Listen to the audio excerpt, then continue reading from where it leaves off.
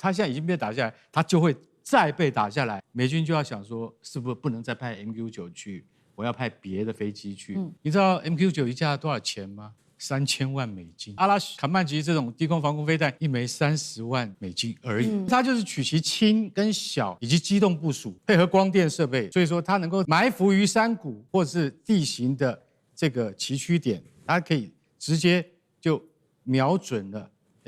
突如其來的無人機。第一個，伊朗它掌握了核武資的新規則，現在呢，從原本的封鎖戰也已經變成一個全面的一個有制度化的管理。川普現在陷入的則是在另外一邊油價跟選舉的壓力。第二件事情，美軍的彈藥危機正式曝光了，現在川普非常生氣，怒控說，接下來只要有人泄密說什麼美國有缺彈藥這些話的話，就要坐牢哦。那麼伊朗現在也等於是看穿了美軍的軍事底牌了嗎？持續的強化攻擊。最後就是來關心軍事面了，今天會來看到是誰哪一架戰機打下的 MQ9，另外也會來看到伊朗它的武器，不管是阿拉什防空系統或者是梅薩格等等，他們是如何借由這種低成本的防空網來獲取空優的，今天會做深度的剖析。好，我們先來關心現在呢，在荷姆茲海峽的自由航行問題，本來美國一直以為他掌握了主導權，但是現在可以說是完全的翻盤了。伊朗他在跟阿曼推動了這個荷姆茲的方案之後，他最新提出了一個非常強硬的一個提議條件。好，我們來看到這條件是什麼呢？伊朗他已經要求了，接下來通過荷姆茲海峽的貨物要付最高達7%的服務費，並且呢，這邊他也說了，國會正在審議一個新的法案，禁止美國跟以色列的船只，也就是這些敵對國家的船舶通過荷姆茲海峽。如果他們真的在這樣的狀況下還敢通過的話，那就會處以貨物價值10%的一個罰款，不管是對美國或者是對以色列。很明顯的，現在伊朗已經把戰場上面展現了它的封鎖能力，變成了一套管理的模式，而讓美國總統川普現在壓力還非常大的另外一個問題，就是剛剛說了嘛，因為伊朗掌握了荷姆茲，所以現在呢，油價再次的快速飆漲了。來看到昨天布蘭特原油單日價格上漲幅度3.83%，今天一度又再上升到了$83以上。川普現在要面對的是國內的通膨、航運成本，還有中東的盟友們開始對美國不再信任的各種壓力。那11月份不是要期中選舉了嗎？會不會再讓他付出更慘痛的代價呢？今天節目一開始先請教漢庭怎麼看了伊朗封鎖的荷姆茲，現在說呢，這個最高收費服務費7%，對這些敵對船只最高罰20%的貨物的這個價值哦。那麼戰場的封鎖已經變成制度化管理了嗎？油價不斷的飆升，對於川普接下來的影響，漢庭怎麼看？首先，伊朗的這個絕招呢，它收費然後進行啊，再來就要重罰。伊朗內部啊，當然是非常的歡欣鼓舞，因為伊朗老百姓確實這幾個月不好過啊，各種的封鎖啦、打擊啦、通貨膨脹等等。那收過路費這個方案提出來之後，民族主義的情緒瞬間被點燃啊！我們這個守下來的籌碼，憑什麼免費讓你通過呢？所以伊朗國內當然是非常支持的，但目前也只不過是個草案方案，甚至還在爭取當中。並不是已經落地獲得了實質的制度化管理權，目前都還在雙方的談判桌上彼此拉扯。因為美伊的談判，美國呢最不願意讓德黑蘭以勝利者的姿態出現。那什麼美國打輸了像話嗎？所以美方的官員多次重申，絕對不會同意讓伊朗控制這一條能源的通行權。那美方就主張完全不收費，伊朗呢要5到7%啊，那阿曼呢調和中間呢，所以當中還在一個討價還價的過程，而且最後能不能夠具體的落實執行層面，其實也不知道，因為現在雖然也有非常多的船呢滯留海灣，但也沒有人願意第一個去嘗試，我冒着被伊朗打的風險，然後去嘗試看看我不付費，或者呢是我公然的反對伊朗，我也渡過這個海，也沒有。所以目前實際上的狀況其實並不知道。那距離真正的落地啊，包含了美國的反對啦，或者可能其他國際法的相關約束啊等等，那還有一大段的空間。那目前為止，川普才是最害怕拖的人，因為油價。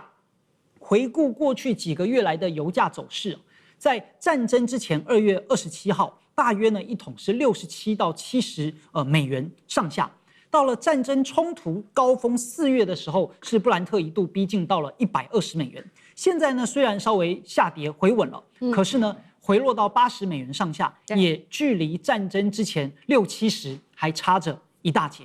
所以景順的研究主管甚至給了一個判斷，他認為說，哪怕下半年海峽恢復，今年的均價可能還在3位數附近徘徊。而同樣的，當油價居高不下，那自然而然包含 CPI 啦等等的問題，就會讓川普沒有辦法繼續選舉。尤其在6月10號，川普被問到說，4.2%的通貨膨脹怎麼看？他來了句名言啊 ，I love inflation 啊，我熱愛通膨，對吧？這句話就瞬間被民主黨做成競選廣告，在全美到處播放。所以共和黨現在人心惶惶，11月的期中選舉，高油價就是民主黨最鋒利的刀。因此，川普非常的急啊，他還急到他在這個 G7 期間，他也宣布希望能夠趕快結束。因此呢，伊朗拖得起，反正他制裁已經好多年了。但是對於川普來說，時間反而就是他最大的敵人。好，所以現在總合起來，看起來包括了核募資的問題、油價跟現在造成的通膨問題，成了這個壓垮川普的一個很重要的因素。其實目前看起來，在軍事上，另外一個很重要的因素，同樣是壓垮川普的，還有關於美國的彈藥不足的問題哦。而且呢，現在衍生出來的問題就是說，那你美軍到底還剩多少可以打的武器呢？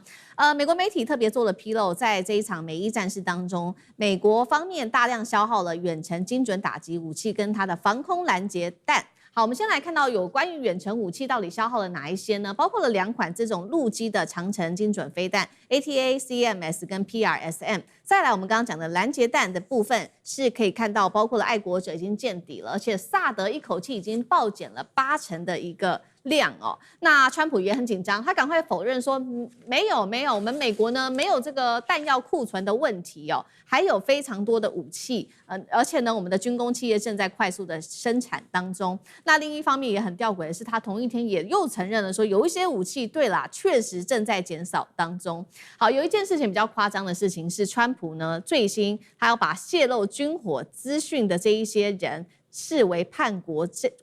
罪，而且呢，他要求找出這一些洩密者，威脅要讓這一些人士坐牢。華爾街日報針對於川普的這些動作做了一個評論，認為川普這麼擔心消息洩露，就是怕伊朗掌握了消息會威脅美國在談判桌上面的一個談判的能力。好，首先是為什麼川普要這麼害怕所謂有關於美國的彈藥庫存的資訊被洩露出來？然後還說，如果真的抓到他們這些人的話，要讓他們坐牢，這是第一件事情。第二個事情是說，從軍事角度上來說，如果敵人真的知道了美方的彈藥深度的話，會影響到戰場嗎？那酈將軍這2個問題怎麼看？第一個川普沒有講謊話了，美國確實還有很龐大的彈藥，但是他的彈藥現在大概是炮彈、子彈這個彈藥是不缺的，但是他缺的是什麼？人家講你。美國現在缺的彈藥是能夠攻擊伊朗的這種精準武器、長程的彈藥，你缺哈。就像說我們剛剛講的，包括陸軍中程戰術導彈，或者是 PRSM 哈這種陸軍系列的，或者海軍所使用的戰斧型巡弋導彈哈，講的是你這些彈藥缺。那事實上這個事情我們已經講很久了。你知道這個彈藥來講的話，在軍中作戰哈是一門專業的學問哈。所以為什麼軍中編制有彈藥官？彈藥事實上是很難的。跟打仗最重要的，我們經常講打仗打後勤，後勤最重要的有3樣東西。第一個就是人吃的哈，我們官兵要吃的口糧糧食，你要讓官兵吃得飽，這是最重要的。第二個是機器要吃的，機器要吃的是什麼？是車輛、機器、油、飛機要吃的是油料哈。如果你缺少油料，你就沒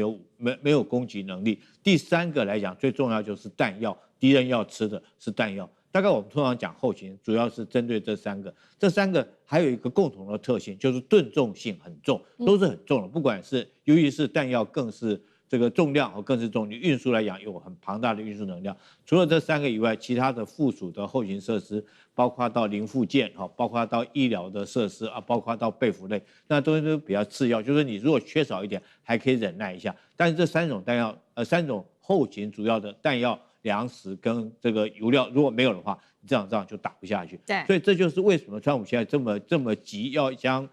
泄露這個講出說這個美國缺少彈藥的人要移送這個法辦用叛國罪來辦，就是很明顯的，你少了彈藥，馬上緊接着就影響作戰哈。我們講彈藥來講的話，戰時的時候事實上是一門很高深的學問了。譬如說我們當過兵都知道嘛哈，這個當兵的時候，在單兵基礎訓練的時候，兵跟兵之間都會講說，子彈班長下達命令的時候，子彈消耗1/3要立刻提出回報哈，是因為你後續來講，你還有2/3備用來打，這時候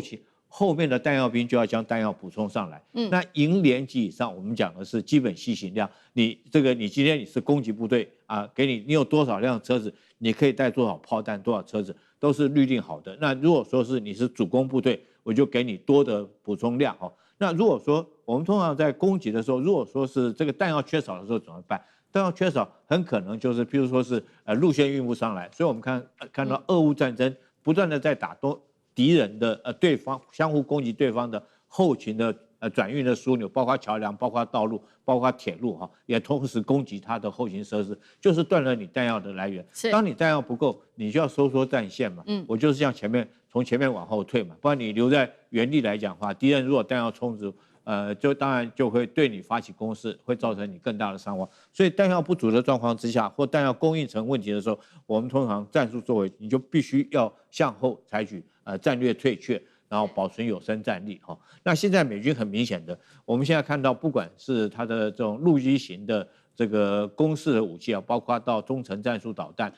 ，PRSM 哈，海軍的戰斧型巡弋導彈，那都明顯不足。尤其更慘的是，我認為它的攔截彈藥已經很明顯的不夠，就是我們講的愛國者3哈，還有薩德系統。那這些除了說是要幫助這個美國在這個中東地區的基地來維護它基地的安全來攔截之外，另外最重要的是你中東周邊的這些提供基地給你的這些國家，包括到巴林啊、科威特、沙特啊這些國家來講，你也對他們有這個採取防衛的一個責任跟道義，這必須要做的工作，不然人家提供基地給你，他被打以後他就不跟你合作了。所以在貝多利峰哈，當然它的防禦性的彈藥不足，所以我們現在看到它彈藥不足到什麼程度了？甚至於巴林哈，現在來講都用中國的武器，包括 FK2000哈這種武器來實施這個攔截無人機，來實施防衛作戰，這確實是非常諷刺了。美軍自己彈藥不足啊，川普你也不需要講這話，我想這是舉世皆知的事情，不是只有美國的媒體在洩露，是我們用科學都可以算出來，你彈藥很明顯的不夠。好，所以現在我們看到美軍面臨這種長程飛彈嚴重的消耗，另外就是在這種防禦性武器上面的不足，是不是伊朗方面現在要來加強在軍事上面的攻勢了呢？因為我們要來看到最近新一架這個 MQ9死神無人機被擊落，靠的就是我們現在 CG 上面看到的這個叫做伊朗的國產新型防空系統，它的中文把它翻譯叫做神射手阿拉什。它今年首次的投入在實戰當中，尤其它就是在荷姆茲海峽這邊打下一架 MQ9死神無人機的，這是來自於伊朗的最新說法。這套系統有什麼樣子的一些功用呢？我們來看一下它的小檔案。首先，它的紅外線可以做導引，就可以具備全方位的攻擊能力。再來，它搜索跟鎖定目標的時候不會發射雷達訊號，因此不會觸發敵方的雷達警告。再來就是它有提升抗干擾的能力，跟它的射程比較遠，現在達到了8公里左右，射高是6公里。體積小、重量輕，可以單兵來攜帶操作，有利於做這種輕型的戰術車輛跟快艇上面裝上去哦。所以整體來看，它具備的這些功能包括它的量小型，然後當量小型，然後機動分散式的防空部署在戰場當中，就可以迫使美軍的無人機提高它的飛行的高度，直升機也會降低它的活動範圍，讓這些有人的戰機跟巡弋飛彈在攻擊時，他們就必須要投入更多的偵察跟電子戰的資源。幹哥怎麼看目前伊朗祭出的各式武器？好，這個伊朗新的叫做阿拉什卡曼吉這種就是低空防禦系統。那真的打下了一架 MQ9 死神無人機。你知道 MQ9 一架多少錢嗎？3000萬美金。跟以前我們的 F16 的價格是一樣。不過現在 F16 已經到了6、7千萬美金了。你就曉得無人機越來越貴了，尤其是這種高空無人機，對不對？然後呢，你像卡曼吉這種低空防空飞彈，一枚多少錢？一枚30萬美金而已。為什麼？因為它就是取其輕跟小以及機動部署，配合光電設備，所以說它能夠在埋伏於山谷或是地形的這個崎嶇點，它可以直接就瞄準了。突如其來的無人機，以前無人機在俄烏戰場上，我跟你講，如入無人之境，因為沒有反制，沒有什麼適當的那種反制的系統，它比那個低空飛行的 A10它還要慢，然後呢，它飛得還要低，那你怎麼攔它呢？所以說以前烏克蘭就吃了很多像這樣子的虧，但俄軍也一樣吃這樣的虧。可是現在像伊朗這個就是神射手這種武器，它出來之後，你就會覺得說，死神是專門看我們的，現在我们來看你，對，因為以前 MQ9都是它在，你知道它可以滞空多久嗎？它可以滞空到19個小時。一整天都在你頭上飛，你就會覺得，一天只有24小時，它可以滞空19個小時，你就覺得這個飛機永遠都在盯着我看，很可怕。為什麼？因為你很難抓它，不容易抓得到它，它不是標準的系統。什麼叫標準的系統？標準的系統就是你是高速侵入的戰鬥機，那個都是音速或是接近音速的，然後我們用昂貴的雷達捕捉系統來捕捉你。你就會覺得那是一整套現代化作戰應該是這樣。伊朗現在的觀念不是這樣。我現在降下來，我的射程只有8公里而已。你如果任何低空侵入的，不是只有 MQ9而已，低空飛行的 A10或低空飛行的 F16都有可能被我這種防空系統給打下來。這是最重要的。除非說你飛得很高，那我們伊朗也有飛得很高的系統去對付你。可是平均的作業的維持費絕對比美國要來的低得多，那你再派嘛，你再派你的 F15或 F16來嘛，你總有一天會被我打下來，而總有一天你會在現在這一架 MQ9是在荷姆茲海峽上空被擊落的，那大家都覺得司空見慣，為什麼？因為荷姆茲海峽美軍不可能派有人戰機去，太危險，那都是無人機去在那邊，那無人機只有一種，就 MQ9，所以 MQ9被打下來是很司空見慣的事情，不奇怪。可是現在如果說他現在已經被打下來，他就會再被打下來。他如果再被打下來的話，美軍就要想說，是不是不能再派 MQ9去，我要派別的飛機去？代表什麼？這件事情最大的意義是在，這不是什麼高昂精密的系統，但是它對於美國的前線偵察已經直接造成了威脅。所以中央司令部，你現在要想說，我現在要發動下一次的攻擊，是不是要把這些飛彈陣地給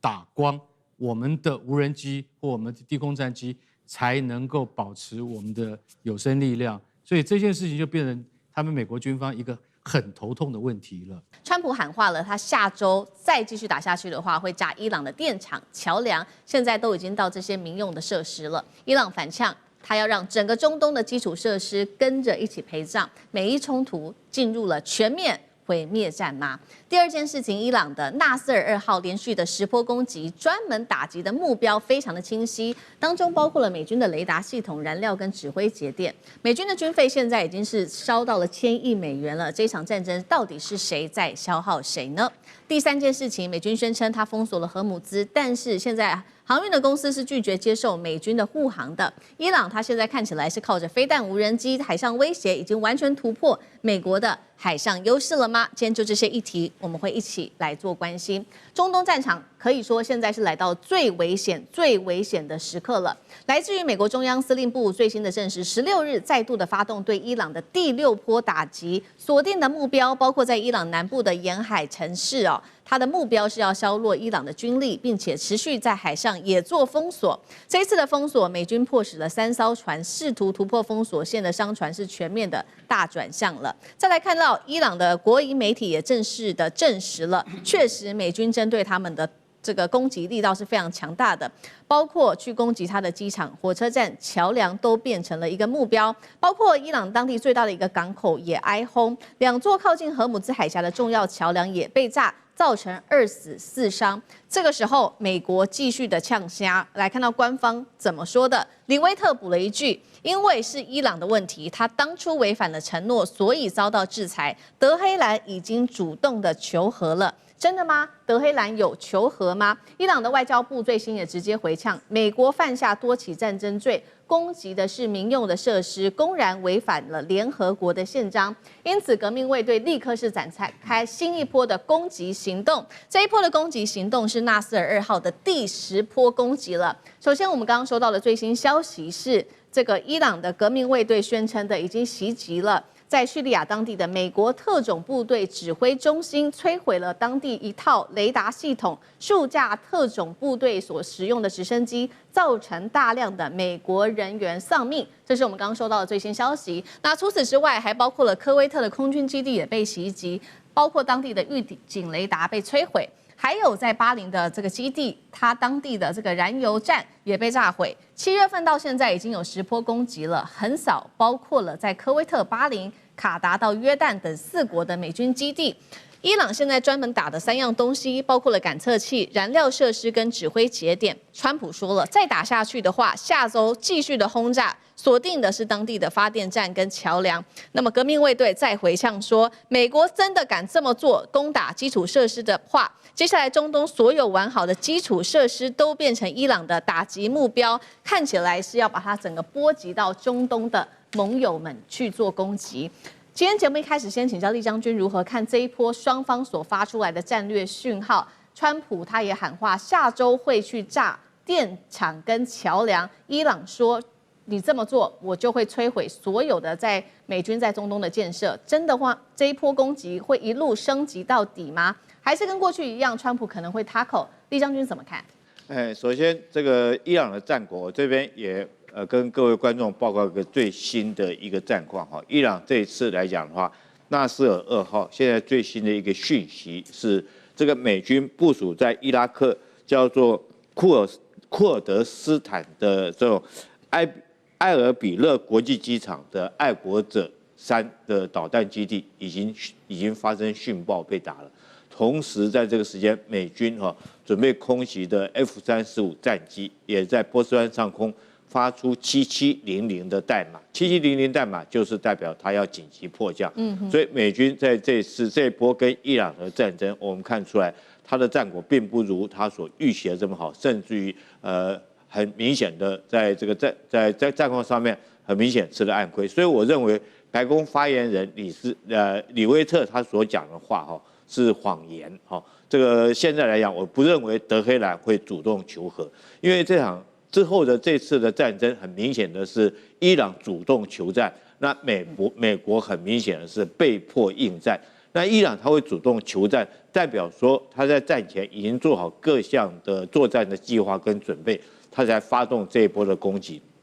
那美國很明顯的是被迫應戰，伊朗是怎麼樣主動求戰呢？他借着攻擊經過荷姆茲海峽的這些油輪，他說你只要不按照我規定的航線來走的油輪，我都攻擊哈。那再說，那他所規定的就是要走他靠近伊朗北邊的拉拉克那個島的航線，但是很多油輪是要走南邊靠近阿曼這個航線，那你只要走靠阿曼的。這個伊朗就發動無人機對你們來實施攻擊跟打擊。那美國為了讓荷姆茲海峽能夠保持暢通，所以他這發動一波對伊朗的這一波的反擊攻擊。所以你說這次行動很明顯的是伊朗主動求戰，美國是被迫應戰。那為什麼我講說美國被迫應戰？因為我們從之前包括到這個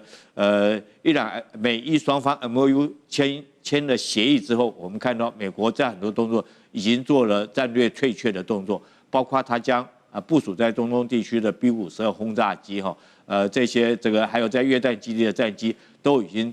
加油機都已經撤回了。另外也看到他將這個林肯號航母向後退了200多公里，這都是報章媒體有披露出來的一個確實訊息。所以很明顯的，美軍來講已經準備做戰略轉移，因為他在這個地方事實上已經這個耗費了4個月這個包括到林肯號航母已經200多天沒有靠岸休息，大家都已經受不了了。所以很明顯的美國撤退，但是這時候伊朗很明顯的就不讓你走，我主動採取攻勢。那美國現在能夠處理的大概有3種方案。第一種方案哈，你就必須要直接這個對伊朗內陸地區的所有導彈發射基地、無人機發射基地來實施攻擊，不然的話，它在內陸它一樣可以打得到你波斯灣。經過荷姆茲海峽船只，它的無人機射程可以高達300多公里哈，導彈射程甚至於上千公里。它要攻擊荷姆茲的這個船只來講的話，事實上是輕而易舉。那我們現在看到今天為止，美國只能對伊朗的沿岸地區來發動攻擊，但是並沒有看到它對內陸重要的導彈發射基地來發動攻擊。是第二個，美國能夠採取的就是要靠地面作戰。如果說你不採取地面作戰來講的話，事實上沒有辦法拔除伊朗這些沿岸的這種對荷姆茲海峽油輪構成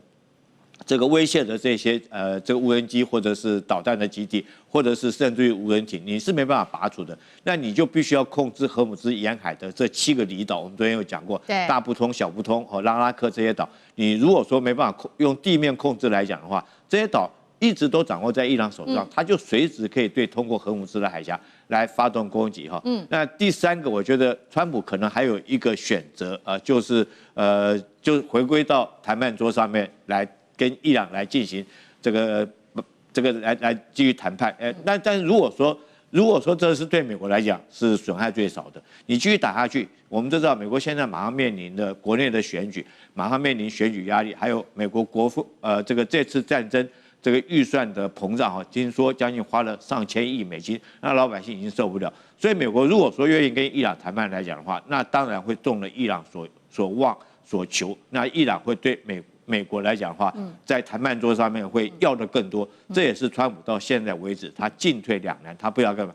打不下去哈，打你可能沒有做準備，談的話，那你必須要這個割更多的肉去餵伊朗，所以說我覺得川普來講的話，現在面臨這個舉步維艱的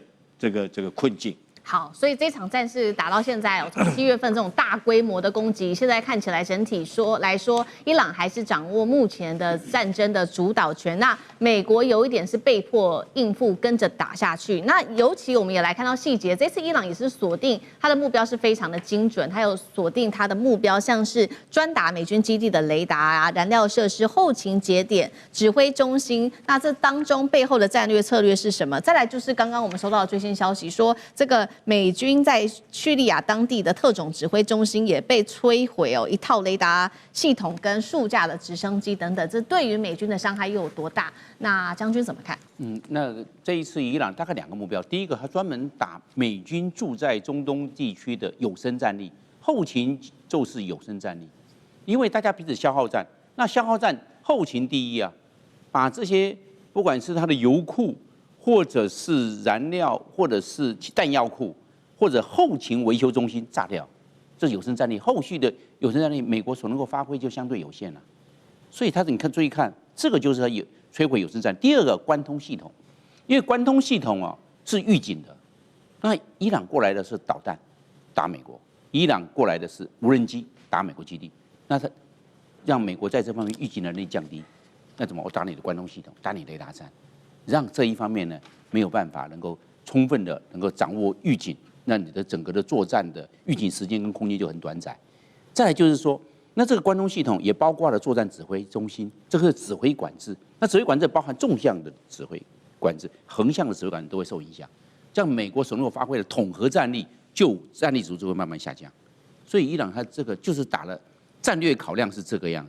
那戰略考量，那美國自己呢？美國自己它就有些短板，因為美國住在中東地區，不管是科威特、敘利亞、伊拉克，但是敘利亞因為稍微遠邊了，伊拉克稍微遠邊，最重要是科威特、阿聯酋、沙烏地阿拉伯、約旦，也包括巴林。那這些駐軍的話，美國總共19個駐點，它在駐在國是分散，在當地國的時候是集中在那個基地。那你一集中，你就很容易被打。如果你分散的話，我讓你離伊朗，我那麼多那個地方，讓你不知道你要打哪個是重點，我都分散屯除，保持我這個戰力保存能夠做得很好。沒有，你在驻在國就在這個地方，為什麼？它比較好管理，但是你這個剛好被伊朗專門就打你這個幾個地方。比如說經常提到的這個史密提到什麼烏代德空軍基地啊，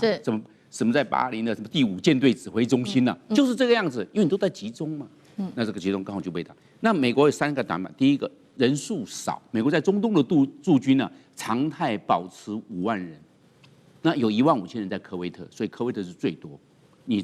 能夠發揮多大戰力？那你就要靠你說你有航空母艦，航空母艦畢竟在阿拉伯外海，畢竟距離伊朗比較遠，戰略威懾能力就會比較弱。第二個，因為過度集中在大營區，那你能夠發揮戰力保存、戰力防護的效果就相對有限，因為你都集中在大營區，這是沒辦法改變的嘛。你現在說我現在要分散，你現在怎麼分散？現在是打仗狀態，你怎麼分散？所以沒有辦法。第三個，美國的補給線太遠，要在美國，在英倫三島，然後要過來的時候，你還記不記得？包含西班牙不讓美軍過境，意大利也不讓他飛機飛過去，那美國補給線太遠了，太遠了，感覺到鞭長莫及，而且會勞師久頓。你在這個狀況之下，所以美國能夠發揮的統合戰力就會相對有限，這也是伊朗看準的地方。我就打在後勤指揮中心，因為什麼？你補給線太遠，沒有那麼快可以遞補上，那我伊朗就有時間上的優勢。好，但我們也來看到說，現在呢，其實美伊雙方也在力拼的，就是要持續的掌握這個荷姆茲海峽的主導權。那最新消息，我們看到來自於路透社的最新報道說呢，多家的國際航空公司根本拒絕美軍的護航行為哦，甚至有航運業者直接喊出了一句話，他說：“美國似乎無法控制局勢。”好，除了荷姆茲無法控制之外，我們來看到的是，現在伊朗也還沒有祭出他的殺手鐧，包括呢，伊朗的最高指揮部已經畫下紅線了，絕不允許美國介入荷姆茲海峽，這是不可逾越的紅線。那接近胡塞的人也說呢，飛彈跟無人機現在已經部署在曼德海峽附近了，只等待伊朗來命令就會來同步鎖定曼德海峽。另一方面，美軍的軍費則是持續的高漲，現在最高已經喊到軍事支出是達到1000億美元，遠超過官方當初公布的310億美元。那賴老師怎麼看？目前包括了航運公司的態度，他們還是不願意買單川普。那川普接下來會怎麼做呢？難道拉着全球跟他一起陪葬嗎？還是想個辦法找個台階下嗎？賴老師怎麼看？川普搞砸了，他也沒有什麼台階可以下了啊，因為他一直說伊朗要跟他求和，要跟他談判。那伊朗已經用行動用行為來證明他沒有要求和，沒有要談判。為什麼？因為他還是繼續的對美國的軍事基地採取猛烈的打擊，而且已經打到更遠的約旦了啊。約旦在過去是美國前沿基地中的屬於比較後勤補給的一個後備預備隊的一個比較安全的位置。但是在這一次伊朗的攻擊，很明顯的你已經看到了，它遭受到猛烈的打擊。這個對於美國來說是噩耗，是壞消息，因為 F-35也好，或者其他的指揮中心、雷達，因為過去的 SAR 系統就是裝在這個地方來保護它的大本營的安全，但是很明顯的现在已經被突穿了，被打了。所以對美國來說，當約旦被打的時候，其實對他來說，比科威特、比巴林、比其他的所謂的第5艦隊的司令部被打，其實這個消息還要嚴重。對美國來講，這個事態更加的嚴重，是因為那些很早就被打了嘛。對。那軍隊也已經有生戰力也已經是轉進了，撤到其他的一個地方去。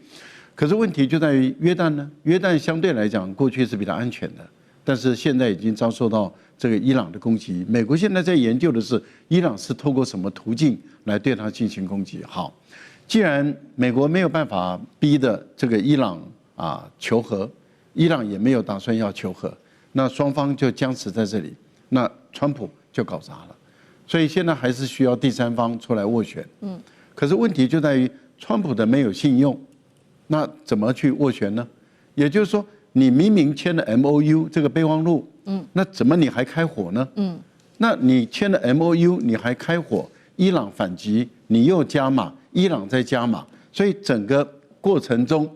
就是你美國搞出來的嘛。那你美國搞出這個玩意來，你今天卻要伊朗來主動跟你說，我來求和進行談判，這個緣木求魚，不可能的事情。那不可能是怎麼辦？那他的問題就在於伊朗已經重新封鎖海峽，美國也重新封鎖伊朗的這個海峽，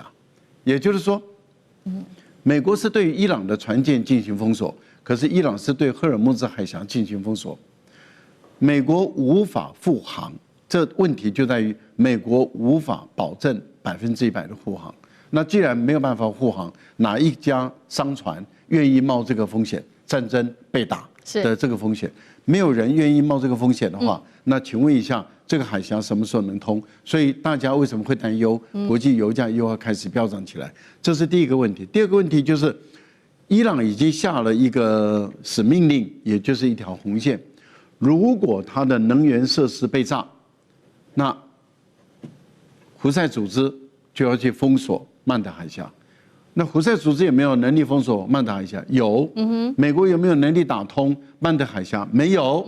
那一旦曼德海峽被封鎖，蘇伊士運河就完蛋了。蘇伊士運河一旦被切斷，也就是因為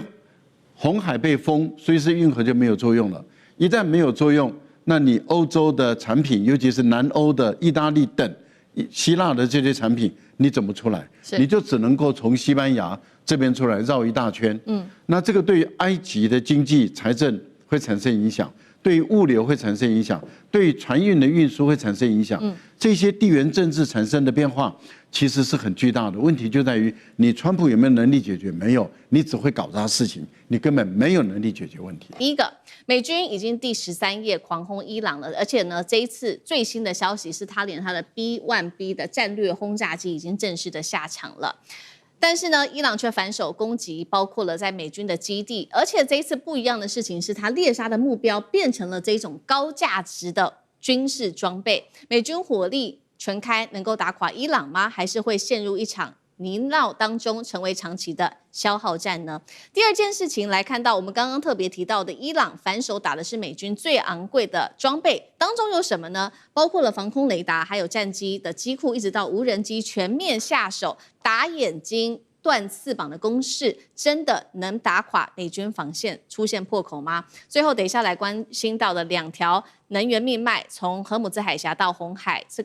這個石油的價格可能因此狂飆哦，因為被掐住命脈，有沒有可能到$150一桶？美軍承受得起嗎？今天就這些議題，我們會一起做深度的剖析。這一場中東戰火，美軍已經連13天狂轟伊朗了。來看到最新消息是來自於美軍的中央司令部說，第13波攻擊正式展開，而我們剛剛看到的就是 B-1B 的這個轟炸機已經正式的出動了。之外呢，投入戰場就是要來削弱，包括了伊朗在這個荷姆茲海峽對於商船的威脅。川普進一步放話說，接下來還有另外一波規模超級大的史詩級怒火的一個攻擊行動，他更是強調說，接下來如果他一聲令下的話，以色列會在2分鐘之內可以到達，並且以色列就會加入在戰場當中了。那麼《華爾街日報》也特別爆料說，中東目前呢，我們看到美軍早就已經部署好各式的兵力了，包括數萬名美軍，還有超過10艘的軍艦，2個航母打擊群，甚至11艘的飛彈驅逐艦，還有這個我們看到的是海軍陸戰隊的遠征隊，都已經蓄勢待發在中東地區。來看到伊朗的部分，立刻做的反擊，除了針對於約旦的美軍基地之外，還包括了在科威特，而他命中的都是這些高價值的目標。先來看在美軍的這個約旦的基地哦，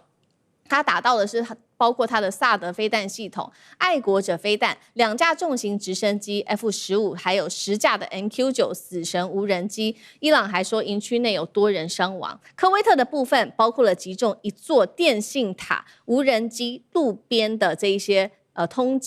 邊境的通道等等，也同樣的，他說有部分的美軍人員受傷。所以呢，我們可以看到這一次伊朗的戰略打的都是高目標、高價值的這些目標。節目一開始，先請教酈將軍怎麼看伊朗現在專門鎖定這種高價值的資產背後的戰略目標是什麼？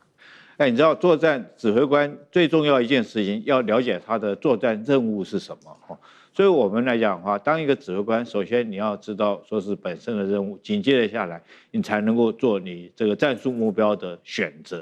那我們現在看看這個伊朗現在革命衛隊他的可能的作戰任務有什麼？第一個，他是不是在殲滅美軍的有生戰力？我不認為他在殲滅敵人有生戰力，他不是以把你美軍這個消滅打死幾個人或者怎麼樣，不是重點。那他的重點是什麼？他現在最主要任務是借着戰爭將美國陷入一場泥淖之中，以為什麼？以為他自己後續在談判桌上面爭取談判有利的條件。也就是說，荷姆斯海峽將來是我要掌控到，這是他戰爭的一個最主要的任務，在这個最主要目標在這個地方。所以依據這個目標，他就做他的戰術目標的選擇。他現在要選擇什麼戰術目標呢？第一個我們講，第一個是他最容易達成他的任務的目標。什麼任務？什麼樣的目標讓他能夠達成任務？他不是去打美國軍艦，我打不到嘛，對不對？我就打你約旦的基地，打你伊拉克基地，造成你美國在這個地方大量的軍事的損耗，讓你美國疲於奔命，造成你國內民眾的反彈，將你美國陷於這場戰爭的泥沼裡面，拖住你的後腿，不讓你走，這是第一個。所以他選擇的目標，我們看他打擊的是約旦美軍的空軍基地。第二個，他選擇什麼目標來打擊？第二個就是對我危害最大的目標，打仗你一定要打擊讓你危害最大的這種目標，將它消滅掉，不然它對你來講的話，之後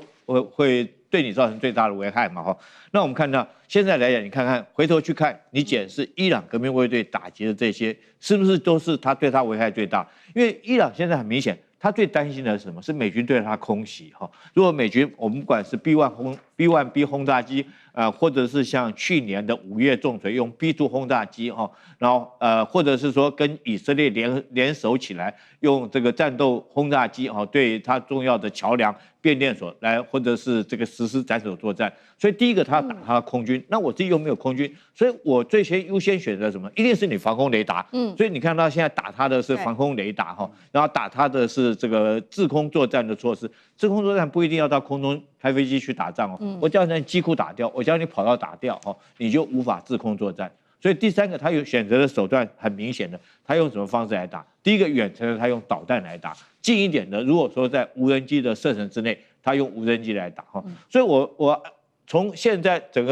個美伊戰爭發生到現在，我個人認為說是不要小看伊朗這個國家，它畢竟是一個波斯古國，它有它的戰略構想。我們反觀，如果拿這個邏輯去檢討美國現在這場仗，是不是打得一塌糊塗？從到你不曉得你在打什麼仗，你的戰略目標什麼？到底是要這個照他自己這個川普之前所講，是要這個解除伊朗的威脅，推翻他的政權，還是幫以色列鞏固以色列安全？沒有一個目標，你看不到他作戰任何目標，而且他的這種目標跟他作戰所採取的手段是不一樣。他作戰的手段用了什麼？去斬首作戰，對不對？去轟炸人家的發電廠，去打人家的橋梁，這就造成伊朗的民眾更埋怨、更痛恨了。那你沒有依據你的戰略目標來實施你的打擊範圍，所以我認為說是美軍如果跟美國跟伊朗從戰事發生到現在，很明顯看出來，美國來講是亂無章法在打一場仗。反而我們看伊朗，他如果說按照軍事邏輯來看的話，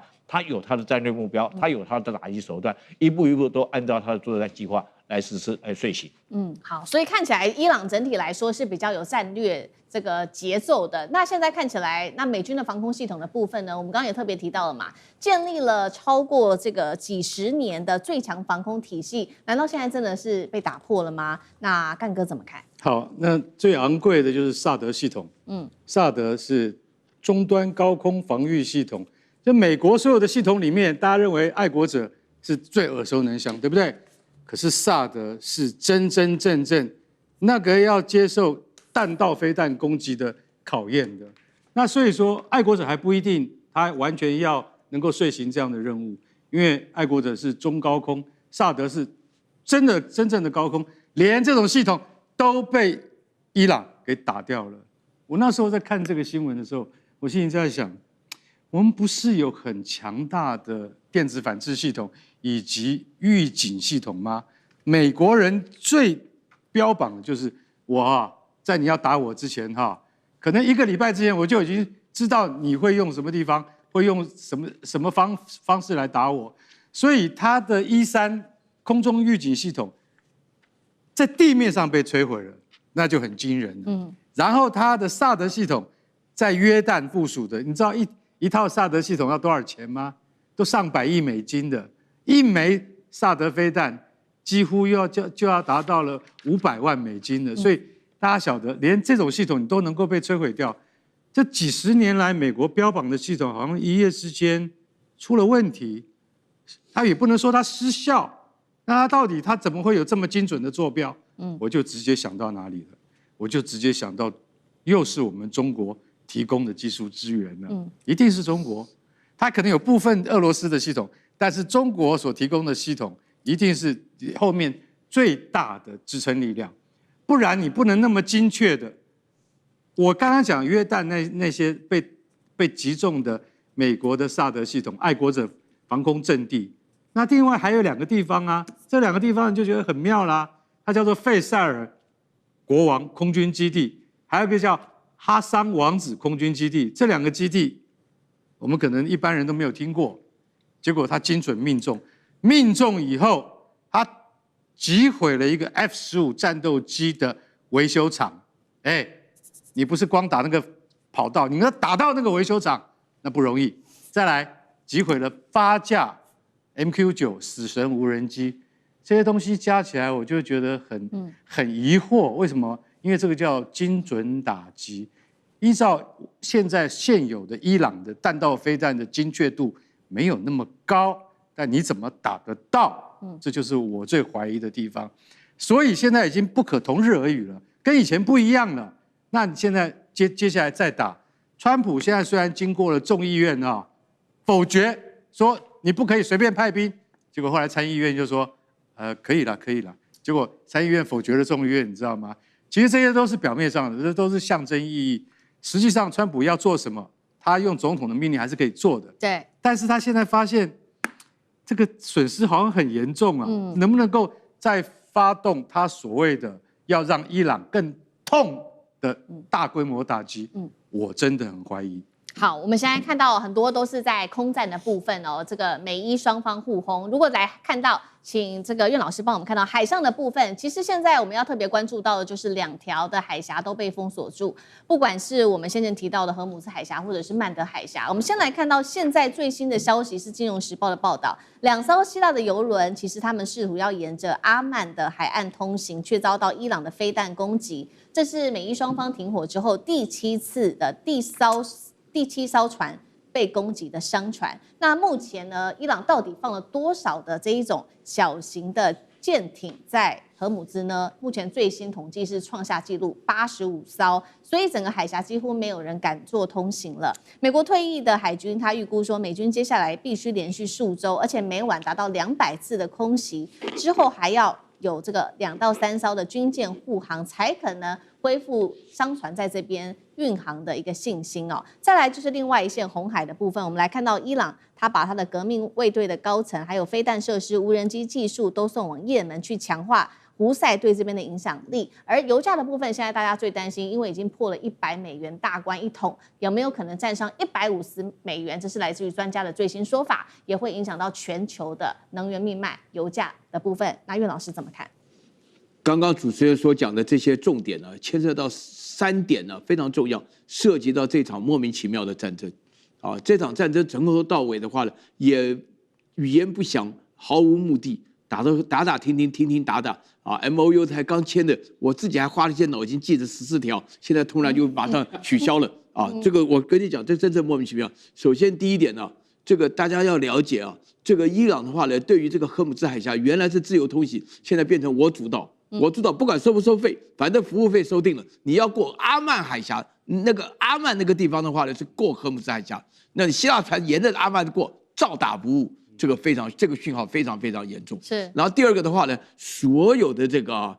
船呢，你看這邊所講到的話呢，就是連黃金啊、飛彈啊、設備啊什麼的、軍人啊什麼的，通通都派往也門的胡塞武裝。我強調哈，也門進去如入無人之境，也門是一個伊朗的敵對國啊，那胡塞是也門裡面的叛亂組織啊，現在提供也門的叛亂組織如入無人之境，表示這個情勢多混亂。現在也門的這個胡塞武裝裡面所出現的一個現象，就是說，他要鎖住紅海另外那邊。為什麼這個紅海這邊這麼重要？因為它是曼德海峽。大家打開地圖一看，就原來的話呢，中東波斯灣產油的大國是沙特，沙特的油透過紅海還算是勉強可以出來。現在沙特的話呢，也門這個叛亂組織胡塞警告沙特不能夠經過，所以沙特就嚇到了，就不敢經過，不敢經過整個波斯灣2條海峽，一個荷姆茲，一個曼德海峽，鎖得緊緊的，一滴油都出不來，沒有油船公司敢再繼續送油的。那在這種情況出現了第3個問題，